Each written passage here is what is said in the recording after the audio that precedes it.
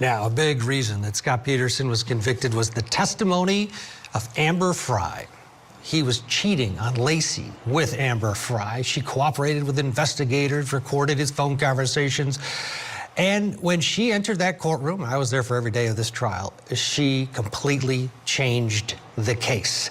Tonight, the attorney who represented Amber and came down that escalator with her, Gloria Allred, is with us. Also here, Deputy Public Defender of Los Angeles County, Philip Dubé. Good evening to both of you.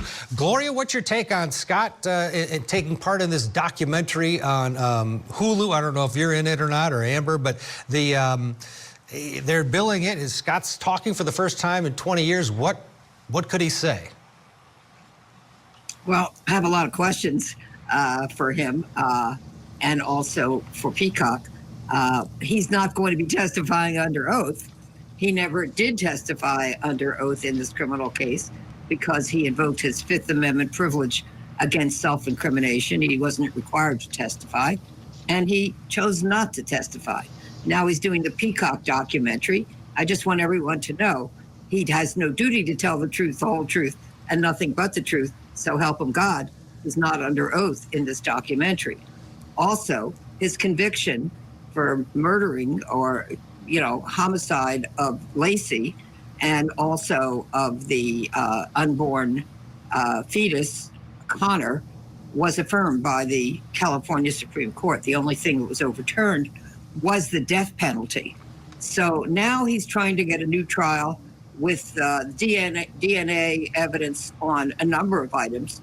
But the judge recently found that all but one of those dozen or so items that the Innocence Project wanted to test should not be tested. Only, as was pointed out, only one item will be tested, and that's the tape that was found and that at the time of the autopsy on her pants. So that will be tested. So the real question is, why is he doing it? Because he lost in the court of law. I guess now he's appealing to the court of public opinion. Is he getting any money from this? Where is the money going? Is it going for attorneys? Is it going to him or to his sister-in-law who's pushing to get him a new trial? I'd just like to know the answer to these questions because he's a convicted felon now facing a life sentence since the death penalty was overturned. And I just have questions about it. Philip, why are we still talking about Scott Peterson? What is it about this case? Well, first of all, he initiated a petition with the court.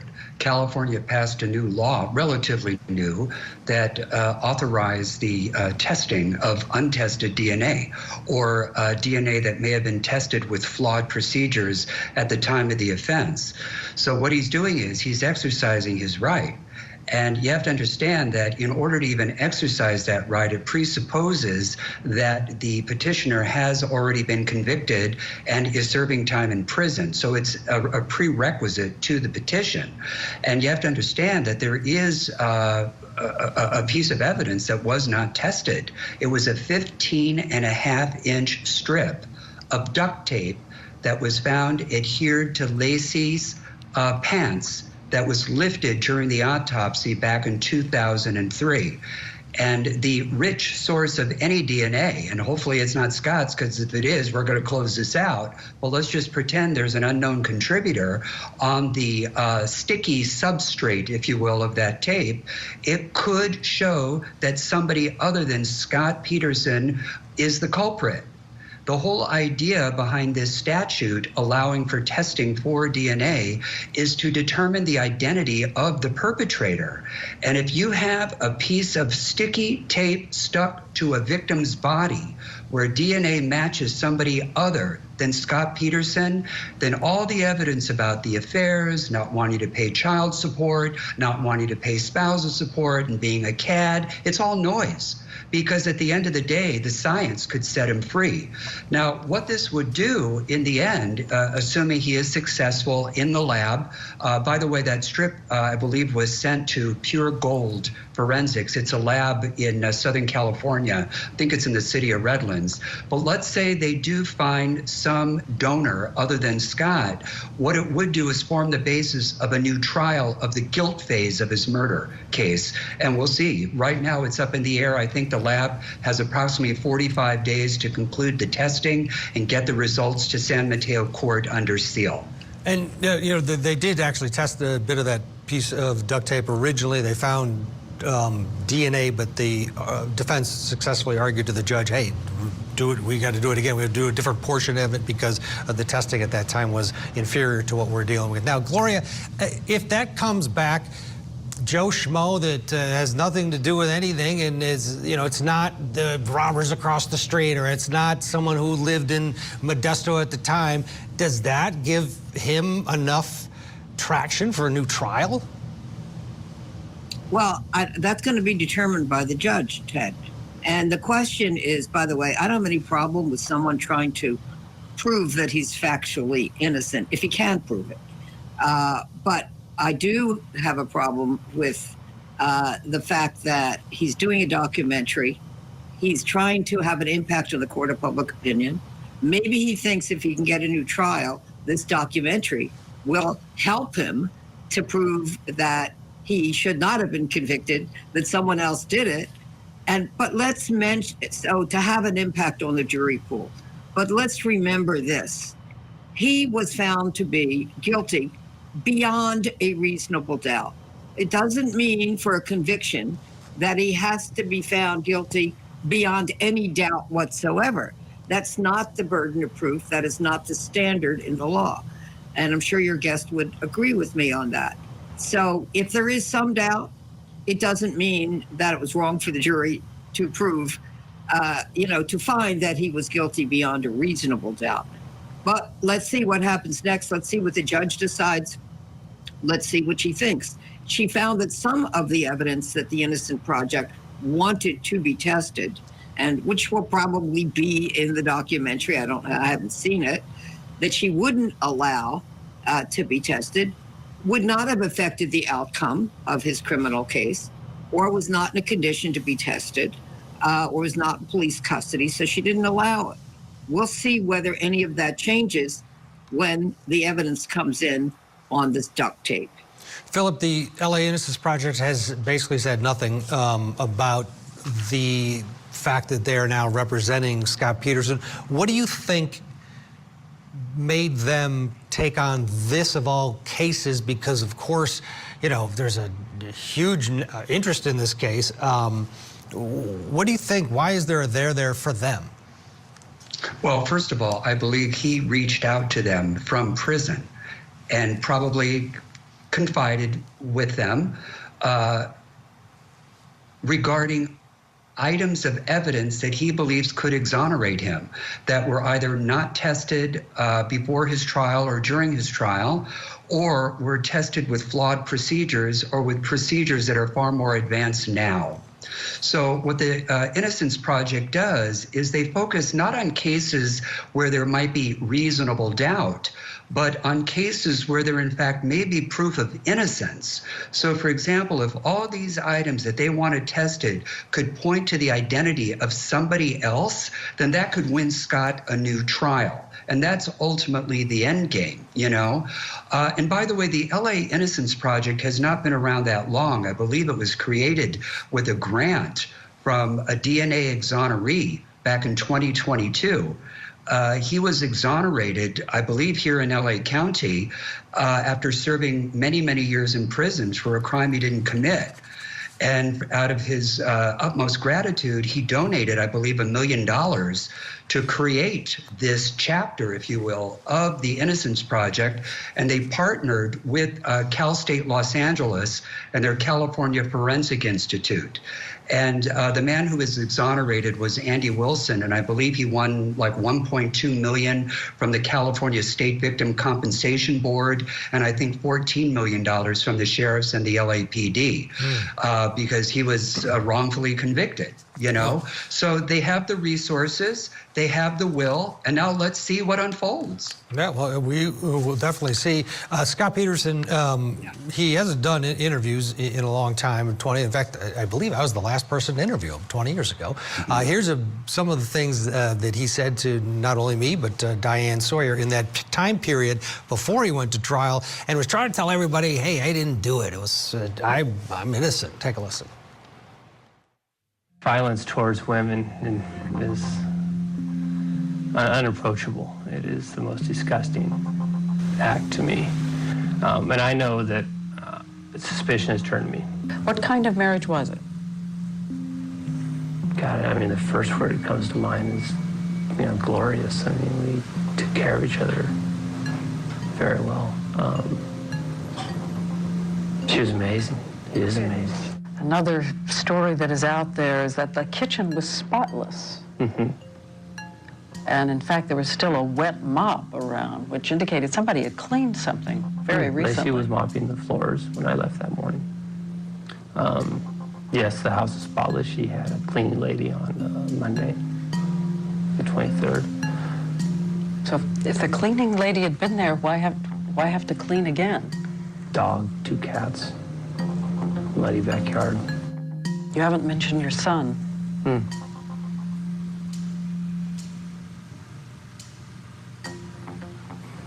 It's so hard. It seems like it's a waste of manpower in that pursuit. And that's unfortunate. That makes me sad more than it does angry. You know, when they were out there in the arena and I heard his 88 officers, those are 88 officers which could have been following up on investigative leads.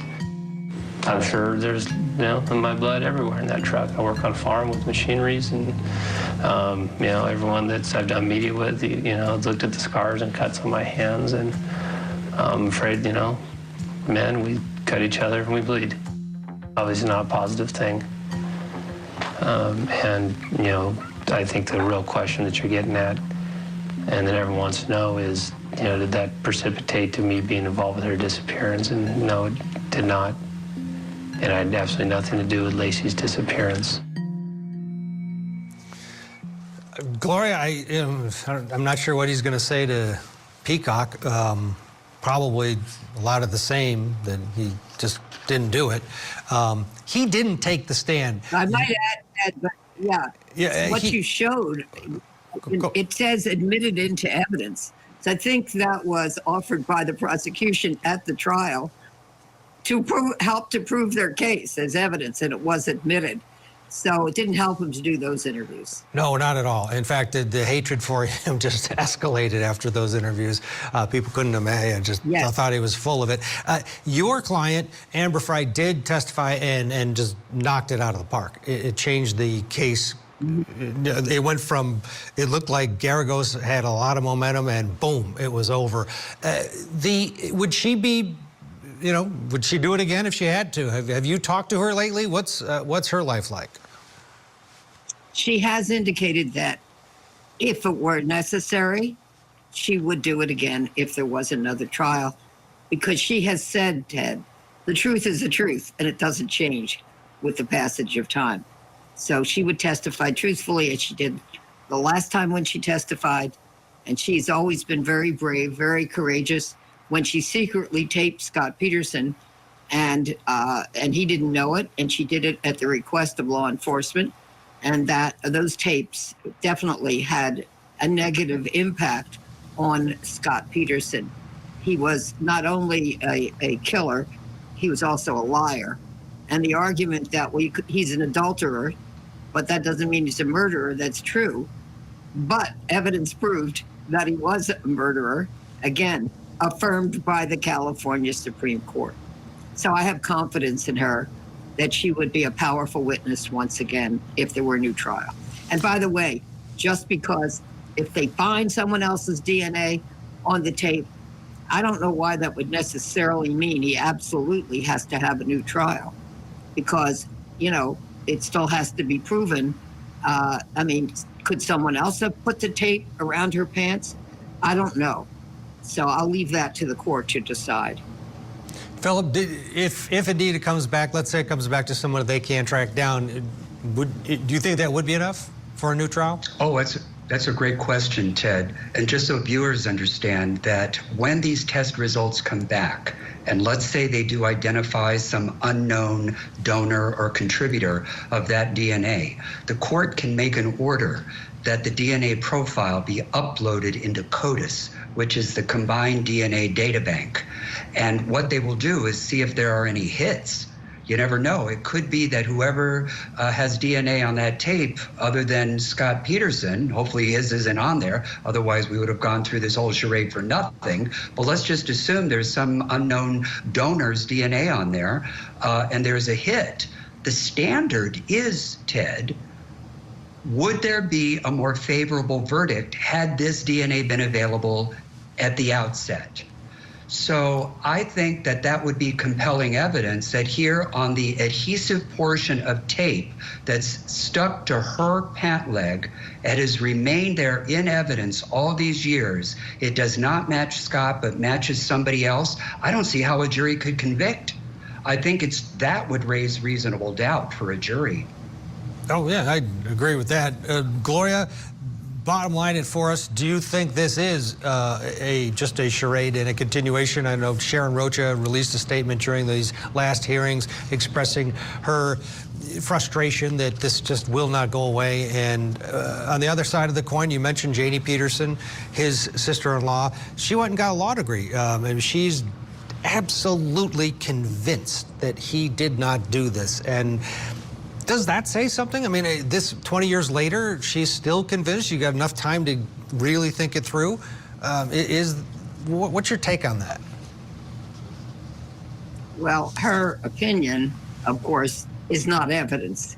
But again, it really depends on what the judge decides. I don't know that she is absolutely mandated to grant a new trial if someone else's DNA is discovered on it. We'll have to wait and see. And I can't say that automatically that a jury, if there were a new trial, seeing this evidence with someone else's DNA, if in fact that's what the DNA test shows, would necessarily change their mind and decide that there's not enough proof beyond a reasonable doubt. They can look at all of the evidence, and of course that would have to be admitted, probably over objection, but in any event, we'll see what the jury decides. They're going to look at all the evidence, not just one piece of evidence. And even if it's somebody else's DNA, they could decide there's enough evidence to prove guilt beyond a reasonable doubt. I don't predict what juries will do because I don't have a crystal ball, and you never know what a jury's going to do. But I'm just saying I don't buy that it will necessarily, A, be a new trial if that is found, and B, if there is, that he will not be convicted again. All right, Janie Peterson has said on this program that if he gets a new trial, there is no way another jury would find him guilty, as the first one did. But we are eons away from that taking place. We're waiting on the test results and then everything in between. And first up, it'll be that documentary on Peacock. I don't know if you'll be watching, Gloria, but we'll talk to you afterwards and get your opinion. You as well, Philip. Yeah, I'll watch it. By the way, just because the LA Innocence Project took his case doesn't mean that he will be found innocent or that someone else's DNA will be discovered on the tape. And there have been cases they've taken where they did not have enough evidence to prove that their client was factually innocent. Absolutely, absolutely. All right, thank you both. Gloria, Philip, enjoy your weekends. Thank you for your valuable time. We're going to get a break in here. When we come back, the think tank is going to join us. Plus, here's a preview of what's coming up in our next hour here on Closing Argument.